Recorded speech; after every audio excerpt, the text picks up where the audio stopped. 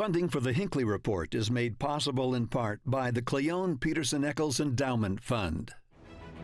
Tonight, on the Hinckley Report, as state conventions approach, tensions rise as delegates prepare to cast their votes on candidates and issues. With the midterms approaching, voters weigh in on the priorities that could impact the ballot box. And Utahns react to high-profile campaign endorsements and new details on what happened in the final days of the presidential election.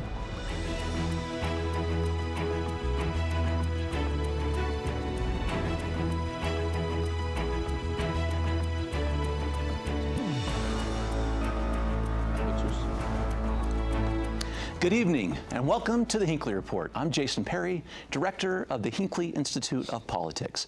Covering the week, we have Francis Gibson, former Republican member of the Utah House of Representatives, Lindsay Whitehurst, reporter with the Associated Press, and Jeff Merchant, former chair of the Utah Democratic Party. So glad to have all of you here with us this evening. This is a big weekend in politics. Our state conventions are happening, Democrat side, the Republican side. Today we have party leaders, we have former members of the legislature, candidates, and Lindsay, you're doing such a great job talking with voters today. So we're going to talk about the conventions. We're going to talk first about the importance of them, what's going to happen this weekend, and then we'll get to some of the candidates as well, because there are some interesting races and some issues on the agenda this weekend. Representative, I want to start with you, though, for a second. Talk about the importance, I know through the Republican lens, the importance of this state convention that's happening on Saturday for the party. Oh, wow. You have thousands of delegates and people who were elected by their local communities to be delegates and to represent their views based on where they live. And they're going to come together, and we're going to listen to different candidates espouse what they feel their beliefs are, why they think they would be better as a newly elected or an incumbent, why they should continue. For me, I think the conventions are sort of the heart and soul of getting to know who a candidate is. It's the opportunity for you to kind of kick the tires and really take something for a test drive and see who these candidates are. It's not about TV commercials, it's not about radio ads, it's about truly getting to try to know people. And there's been a process over the last few weeks where these candidates have tried to reach out to delegates and talk about their platforms, what they believe. So a big deal, lots of big races going on, not just at the federal level, but also state and state representatives and state senators are being elected, or the candidates are being, the nominees will be determined. So it's an exciting time. Jeff, I understand you are going to chair the Democrat convention. Talk about the preparations for that and through this lens also. Yeah, I think that a lot of people don't understand all of the work that goes into a convention beforehand. This process starts 6-8 months before the convention actually occurs. And then, of course, on Saturday, both on the Republican and the Democratic side, we'll have thousands of people gathered, and we'll just start talking about the issues. I mean, the thing I love the most about the convention process is the fact that it really kind of distills down these people that otherwise seem like people you only see on TV, that are far away in Washington, D.C., or up at the state legislature. They're right there in front of you. And anyone can ask a question. And I'll tell you, a lot of those questions are hard questions for some of these folks to answer. I'm sure that Representative Gibson has been in that situation before. And that, I think, is the beauty of the convention process, is that it forces our representatives to talk one-on-one with the people that are going to choose whether or not to allow them to continue to represent them. Lindsay, I know you're talking to voters and delegates in your position. Are they viewing it the same way? Do they like the fact that they get to have just such direct access? And sometimes they are the hard questions.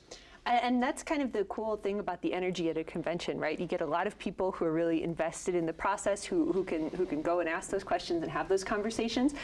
There are, of course, some cases with the signature gathering path where we see candidates taking that path. So convention becomes then a little bit more of a conversation rather than a crucial, the candidacy is going to hinge on this particular day. And that's the case with Mike Lee's reelection, is that you have his two GOP challengers have already gathered signatures, so is he for that matter. and so we kind of know where that's going to be come primary ballot. But of course, there's been a lot of conversation about that race. So we'll see. I think there'll still be kind of a healthy back and forth that happens there, even though that's not the pivotal moment. And of course, when you have candidates that can get up there and make their speeches, they can still sway people, and they can still sway delegates. And of course, the delegates definitely still have a very strong voice when those votes happen. That says something about where the race is at. And there are some races where it will completely hinge on what the delegates have to say and how those votes come down on Saturday. Can we spend a second on those strong voices on both sides? And Representative, let's get to it because some look at these conventions over time, and it's not uncommon. We've seen on the Republican side for some of these delegates with their strong voice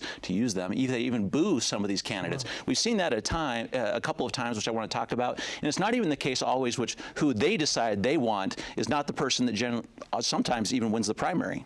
Right. I've heard people say, well, the delegates are the extreme. They're the far right or potentially the far left. And I kind of take offense to that sometimes because I think these are people that are actually studying issues and they want to be involved. Anybody can go to a caucus night and become a delegate. And many times, at least on the Republican side, we'll attend a caucus night in the areas that I would represent in South Utah County. And we would see 2,500 to 3,000 people at a high school. And you walk out of there with 100 delegates. Those people were elected to represent these folks. And so in order to be elected as a delegate, you need to stand up and espouse what is I believe in, or what are some of my core beliefs, or who am I thinking about in terms of representation. But yeah, they are very, very opinionated typically, and probably because they've done their homework. And so I would say they're not necessarily extreme, but highly educated, highly informed, and they want their representatives to be accountable. Lindsay, I want to give you a couple examples from some past conventions with some people who have been in office recently and in office right now because they did not win at the convention. Gary Herbert, for example, in 2016, he lost to Jonathan Johnson, but then won with 72% of the vote in the primary. Mitt Romney took second to Mike Kennedy in 2018. Then he won 71% at the primary. And then John Curtis, interesting, he came in 5th place at the convention, losing to Chris Herod, but then 43% of the vote. Some who are looking at this weekend, and they talk about the importance of it, but these are some pretty high-profile examples of the favorites of the delegates may not have been the favorites of, at least these were Republican candidates, the mainstream Republican Party. Right. I mean, you look just strictly by the numbers in races like that candidates that do tend to succeed at GOP convention tend to probably tack a little further right than even the mainstream Republican electorate, just strictly by those numbers. Of course, there are some theories that perhaps with the signature gathering path, like delegates kind of want to stake their claim a little bit. Like they have a general sense of who might do well in the primary, and they want to make sure there's another choice that actually does get there to the ballot. So there's some different sort of schools of thought on exactly how that all plays out, especially since that signature gathering path has been an option for candidates. But you do see those numbers come out, and Curtis's race that you mentioned will be interesting this year because he has, I believe, 4 challengers, and I don't think any of them have gathered signatures. So that will be one where his whether he appears on the primary ballot is really going to turn on what happens at convention on Saturday. Talk a minute for the Democrats when it comes to signature gathering. Same issue as the Republicans, or how may it be different? It's not. It's really not an overly controversial issue on the Democratic side. I mean, I think that certainly as you get closer and closer to Salt Lake City, candidates start to gather signatures. But outside of Salt Lake City, where there are some pretty controversial primaries that tend to go on, getting signatures is not something that Democrats tend to spend money doing. I mean, this is an expensive thing for candidates to do, whether it's for U.S. Senate or for a House seat at the state legislature. So for Democrats, generally, the convention path and then a primary, if someone doesn't gather enough votes, is the way that they tend to go. Jason, I can just say what Lindsay made a point, especially in Senator Lee. We've got Allie Isom and Becky Edwards both running for that seat, and all 3 have collected signatures. And so almost I think about this convention, they're going in, their goal is to cause no harm. Don't hurt myself, because I already know that I'm going to go into a primary, and their war chests are quite big. Obviously, Mike Lee Hinckley, being the incumbent, has a lot of money, but I've been quite surprised at the amount of funds that both Becky Edwards and Allie Isom have. And so the primary is going to be the really big battle. And what does that look like? And so this convention, I think they want to walk out without really having any harm. But to come out with the nomination from the convention, I think it says a lot about momentum moving forward. Because there are those people who elected those delegates to represent them, and it'll be interesting to see how that turns out. Did you have a comment? No, I think that that's absolutely right. I mean, it'll be a feather in whoever comes out on top. It'll be a feather in their cap, and certainly if they manage to win by enough that they're the clear favorite of the convention, I think that'll go a long way as we move into convention or into primary season. Can I ask you, Representative? You had to run this gauntlet before, so you had this experience. So sometimes people they look at the process itself, and this is to your thought about you don't want to do any harm. There's some out there that say, I have my signatures. I'm going to be on the primary. Why am I going to put myself through it at all? Right. Is that your opinion? I think absolutely there are those who feel that way. There are some that maybe from a Republican side more moderate leaning, and they don't want to face the hard questions. But I think that's dangerous because those delegates, like for example, I would go to a high school with 2,500 to 3,000 people, and 100 delegates were elected. Well, they were elected, and in those individual precincts, those delegates who had to run a campaign had to say what they stand for, and they say, you know what? I believe, Lindsay, you're the best person to represent my community where I'm at. And what does that mean? And so to not stand before them, the convention process, I don't want to say the purifying process, but it is truly the opportunity to speak to people one-on-one. When you get to a primary, you're going to travel the state and you're going to try to meet as many people as you can. And I think Allie Isom has made a commitment to go to every town throughout the state of Utah, which is awesome. And so there are going to be lots of opportunities for her to meet good people. But the state is so large in these statewide races that it's so hard to see people and have that individual attention. The convention gives you that, and when they go home, they talk about it with their family, their friends, and their neighbors. Interesting. Go ahead, Lindsay.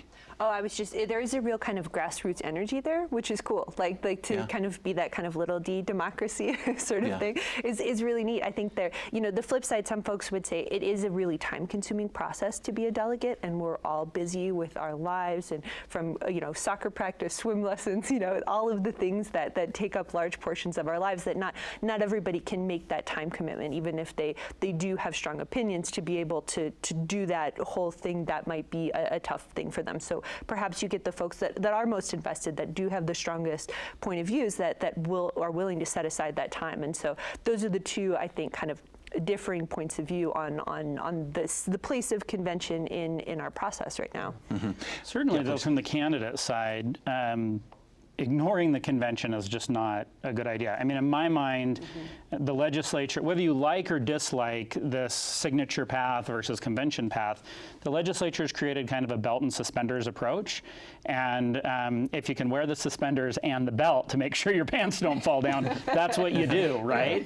So, especially on the Republican side, where there are so many races that have multiple candidates and where there's a lot of competition within the party to come out with a nomination. And my personal view is if I were working with a candidate, I would suggest you do both, and you work hard at the convention, and you work hard to talk to people one-on-one at their doorsteps getting signatures. I want to get to this point that you brought up a second ago too, and you've had to face the tough questions, and they come. On the Republican side, and then I want to get to the Democrat convention too.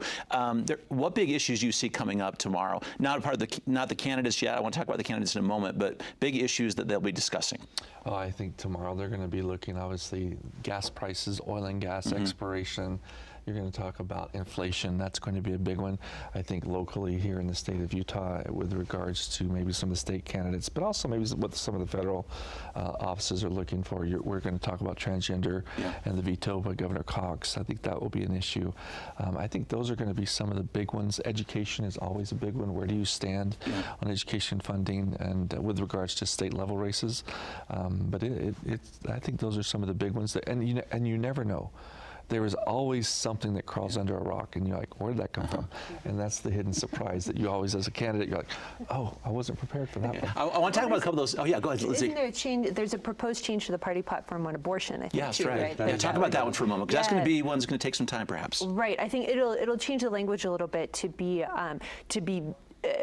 right now it says we are opposed to abortion except in cases of rape or incest of the life of the mother, and I believe that the proposed change would be more towards encouraging encouraging adoption. Yeah. That's the opposite thing, and so those kind of de-emphasizing those exceptions for which I think kind of says something on where we're at on the abortion debate as a country. Right, we're talking a lot about that. There's a case in front of the Supreme Court that may really make some major changes here over the summer. So that will probably be a discussion, I imagine, too. And I don't know that that's going to change. I don't think that passes globally. I think there is still a strong sense of, in case of life or death for the mom or the baby, those are things that they will look at. I don't know that that's going to change. And I know from a legislative standpoint, I'm very pro-life. Let's just get that on the table, period. I'm a pro-lifer, and I've always been that way.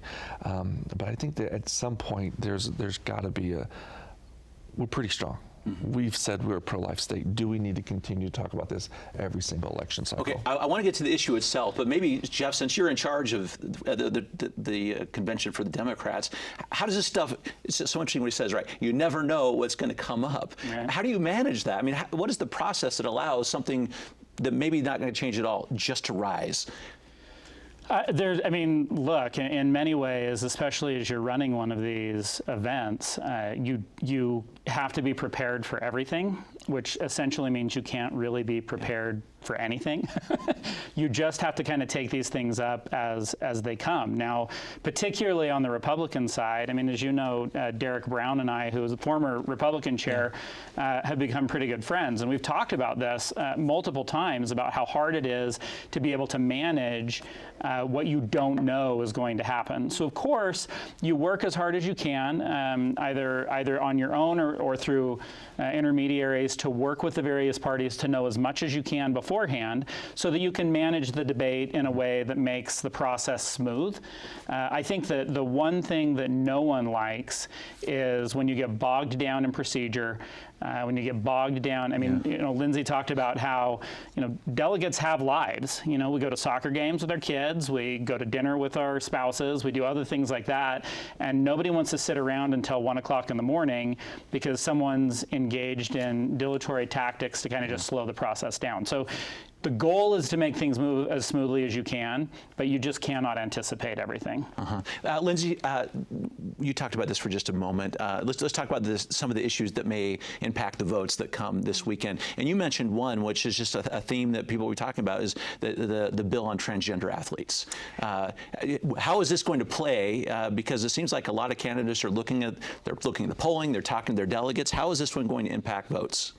It is, this has been a major issue, especially in the last few months in Utah, last few years nationally. It's been a subject of heated, intense debate. Of course, the background is that there was a bill that to basically say you ban female transgender athletes from playing on the sport that aligns with their gender identity on teams. And the concern there was that perhaps there could be some kind of physical advantage that transgender athletes could retain. That hasn't been something we've seen in Utah. That hasn't been a problem in sports so far. I think it's worth saying that for the background of this issue, right?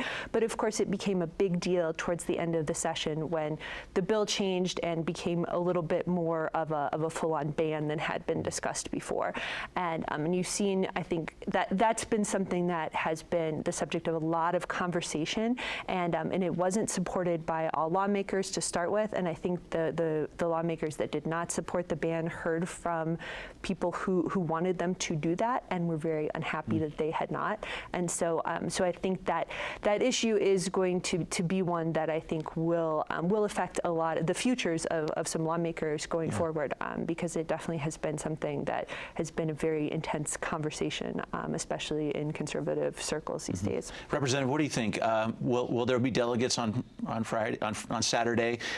Maybe what kind of percentage you think? Not exactly when they're going to say, how'd you vote on this one? And that's how I will decide if I support you or not? Well, on the state representatives or the state senators that are in the House, you see a lot of these nominations have already happened at the county convention. And the state convention is if you represent multiple counties, have constituents in multiple counties. And so those delegates have yet to speak.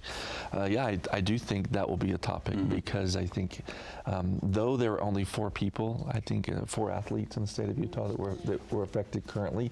One of the things Utah's always been known for is to be proactive and not wait till there's a problem. If this bill were to be addressed when there were 2 dozen, 3 dozen, then it becomes a lot bigger of an issue. And I know that our good Governor Cox had mentioned at the time there's only one candidate or one athlete that this affected. I know that Representative Birkeland, and as I sat with her last year before I retired, saw her continually going out and try to meet with different groups and negotiate what that looks like. And then the last night, the Senate says, we're going to change the bill. And I think that's where a lot of people are hung up was what that process looked like. But absolutely, our delegates going to want to know, where did you stand? How did you vote? How did you vote originally? And then how did you vote on veto override? Did you vote veto override because you heard from your constituents? And I think what happened is you saw what happened at the University of Pennsylvania with the swimmer and all the domination. People were just sort of afraid that that may happen here. And there are lots of constituents that reached out to their representatives and said, you better correct on the veto. And maybe that's what happened.